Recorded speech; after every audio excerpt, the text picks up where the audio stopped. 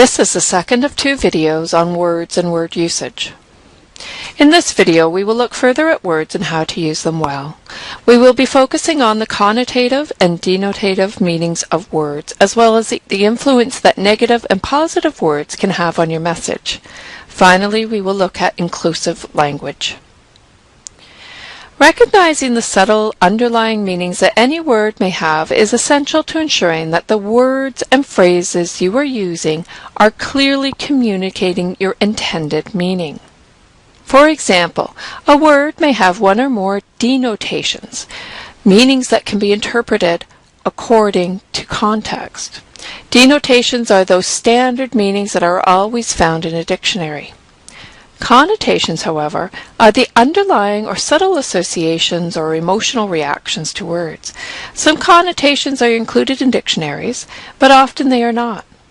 Connotations may be individual, regional, or national. In other words, people will interpret words differently depending not just on culture, but also the region of a country they may come from. Think here of Newfoundland or Quebec. Let's look at some examples. If you were to jot down the first word that pops in your mind when I say the following words, everyone listening to this video will have a different response for at least some of the words. So write down the first word that pops in your mind. Red, country, flag, yellow. After you've written the word down, ask yourself whether the word is a denotation or connotation of the word I have said. If more than one of you gave identical responses, then this would show that some connotations have commonly shared associations. So for red, did you say color? Or did you say blood? Or rose? Or communist? Any of these are just as correct as the others. Red is a color. Blood is red in color. Some roses are red, and red roses signify passion. Red is often seen as the color of passion. In China, red means good luck, while white represents death. If you are politically oriented or come from certain countries, red will mean communist. What about the word country? Some of you may have thought of Canada, while others thought of country music, and others thought about their homelands. What about the word flag? You have a flag that represents a country. You can flag or wave down a car, or to flag when you walk means that you are getting tired. What about the word yellow? Some of you may have thought of the color. Others thought of yellow ribbons representing soldiers on missions. If you are a historian, you might remember that at the end of the 19th and in the early 20th century, yellow meant cowardly. All of this is to say that we need to select our words carefully as we compose our sentences. When we revise, we need to consider how words may sound to readers and how they may respond. To be clear, objective, and diplomatic, we need to choose words that are relatively free from overly negative or overly positive connotations. Writers need to search for a positive point to focus on in their writing, particularly in a negative situation. You might ask, quote, what old adage do experienced letter writers often use to phrase their messages positively in negative situations? End quote. Well, you tell them what you can do, not what you can't do. Also remember to use courtesy words like thank you, please, may I. Don't demand, give me an extension, and so on. So here's a couple of examples. We are out of HP inkjet cartridges. They will not be available for 3 days. What could you say instead? You could say the inkjet cartridges will be here in 3 days. How about this next one? I don't have my paper finished. I had to work 7 days last week. How about saying something like, Professor James, although I worked 7 days last week, I do have a type draft. May I have another day to polish, or would you prefer the rough draft now? You're more likely to get a positive response than with that second statement or question than you would have with the first one. Now, courtesy words enhance the tone and effectiveness of messages. So words like advantage, appreciate, help, invited, pleasure, thank you, please, and so on. Positive words tend to elicit pleasant responses. Well, while negative words risk offending. Of course, there's a balancing act to be performed here. On the one hand, you want to avoid offending the other person. On the other, if you soften things too much, then the person may not think the problem is serious. So we have in the unfavorable column, the first word is wrong. Perhaps you could use incorrect or inaccurate. Instead of omitted or forgot, you could say overlooked. Or failed, you could say missed. You missed this problem. Mistake could be error. Advice could be suggestion or recommendation. Nobody likes to get unsolicited advice, so you can make a recommendation or a suggestion. Complained, you could use reported. Deal, bargain, offer, opportunity. Instead of saying, I've got a deal for you, I've got a great opportunity for you. And the word problem, you could say concern or challenge.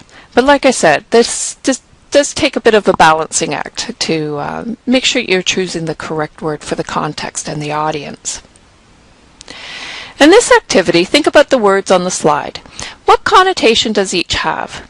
With the word euthanasia, what comes to mind? Is it assisted suicide, or aid in dying, or murder? What does pro-choice suggest? What about pro-life? Is pro-choice the same as pro-abortion? Is pro-life the same as anti-abortion? Of course, these things depend on your perspective and belief system. Pro-choice suggests that an individual has the power to choose. Pro-choice suggests that an individual has the power to choose what happens to her body. It respects the individual. Pro-life seems to suggest something positive in that there seems to be value placed on the life of the fetus. In this sense, those who identify as pro-life are anti-abortion. Why did those opposed to abortion choose the term pro-life rather than anti-abortion? Of course, because it sounds more positive. What is sometimes ironic is that conservative pro-life supporters often also support capital punishment. These people will often position pro-choice supporters as being pro-abortion, which is not necessarily accurate. Those in the pro-choice movement would say that they support the right to choose, which means that a woman can choose to have an abortion or to have the baby. Another example might be affirmative action. What does affirmative action mean?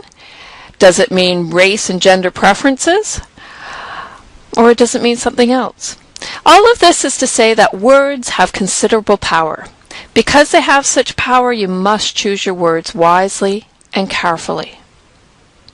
With the recognition that women have the same legal rights as men, came the idea that language should reflect that sense of equality by being either gender-free or gender-neutral.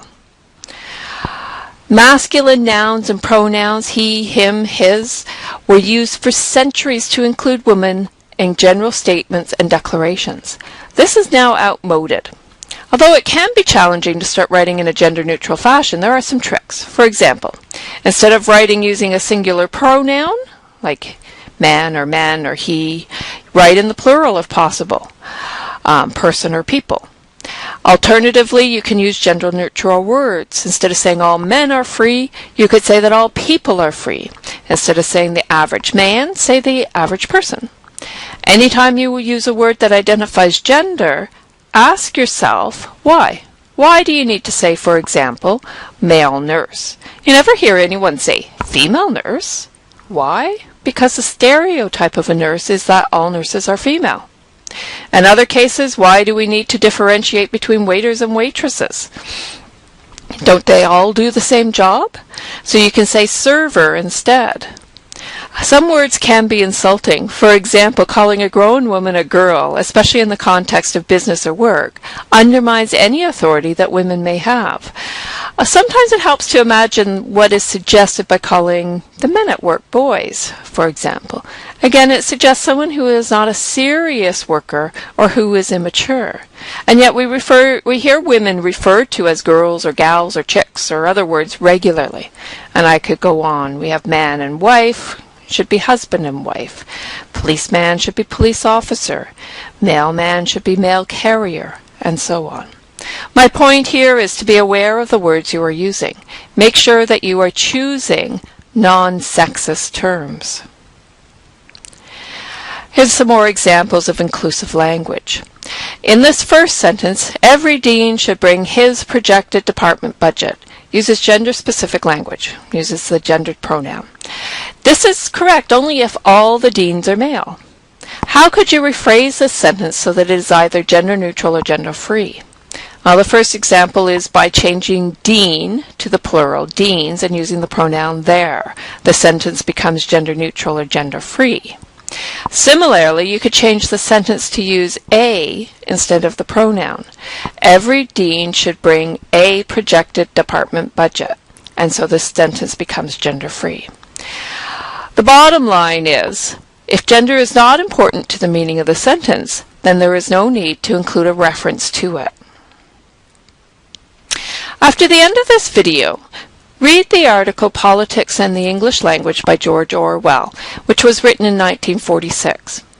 Then, in your blog area on Blackboard, write a short, critical response either defending or supporting Orwell's point of view and using current examples of the points he makes. In this video, we discuss the difference between connotative and denotative meanings of words, and why it is important to be aware of the connotations of words. In addition, we discuss the importance of using inclusive language in your writing, focusing on writing in a gender-neutral or non-sexist manner. Thank you for listening.